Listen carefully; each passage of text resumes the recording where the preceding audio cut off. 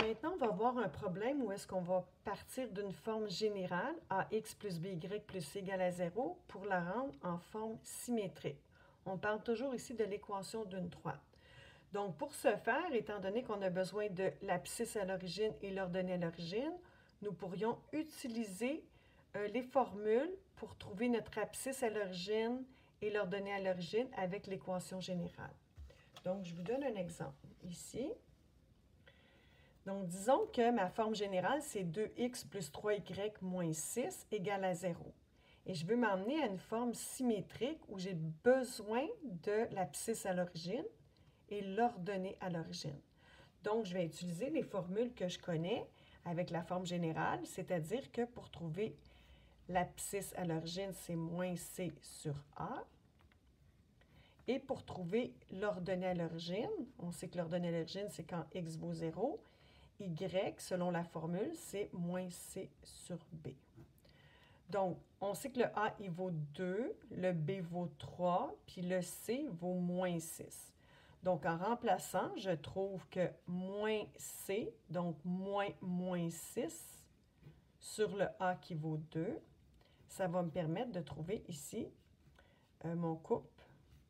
Moins 6, ça fait plus 6 divisé par 2, ça va faire 3, 0. Ça va me donner mon abscisse à l'origine. D'autre part, ici, si je remplace mon moins c, c vaut moins 6, donc moins 6, sur b, le b vaut 3. Excusez, ici, je n'ai pas mis 6. Donc, ça va faire le couple 0, moins 6, ça fait 6. 6 divisé par 3, ça fait 2. Donc, je viens tout simplement de trouver ici mon abscisse à l'origine, mon ordonnée à l'origine. Donc, je peux maintenant transformer ça dans l'équation de ma forme symétrique. Donc, ça va être x sur l'abscisse à l'origine qui est 3, plus y sur b, mon b qui est l'ordonnée à l'origine vaut 2, est égal à 1.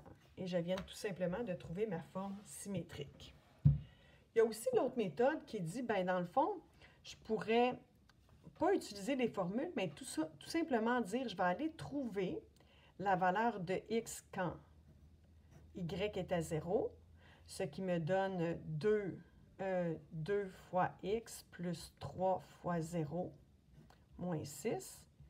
Et j'isole tout simplement ma variable x, parce qu'ici, ça fait 0, ça disparaît. Donc, je vais faire plus 6 de chaque côté. Donc, j'obtiens 2x est égal à 6. Je divise par 2 de chaque côté. X vaut 3. Donc, je viens de trouver le couple 3, 0. Donc, je n'ai pas utilisé la formule moins c sur a. D'autre part, bien, je peux aller trouver l'ordonnée à l'origine, qui est le couple 0, y, en remplaçant dans mon équation x par 0, comme je vois, pour trouver mon y.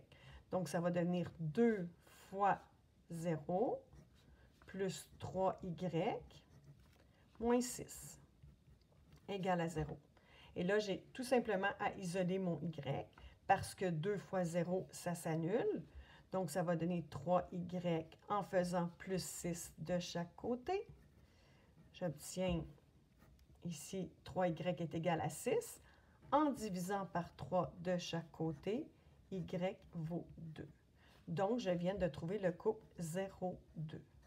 En ayant mon abscisse à l'origine et mon ordonnée à l'origine, je peux tout simplement écrire la forme symétrique qui dit que j'ai x sur mon abscisse à l'origine plus mon y sur mon ordonnée à l'origine, tout ça égale à 1, et j'arrive au même résultat. Donc ici, on utilise nos formules. Okay, on utilise moins c sur a puis moins c sur b pour trouver nos coordonnées à l'origine, tandis qu'on y va ici plus de façon intuitive en remplaçant le y par 0 pour trouver l'abscisse à l'origine et en remplaçant par 0 pour trouver le x par 0 pour trouver l'ordonnée à l'origine.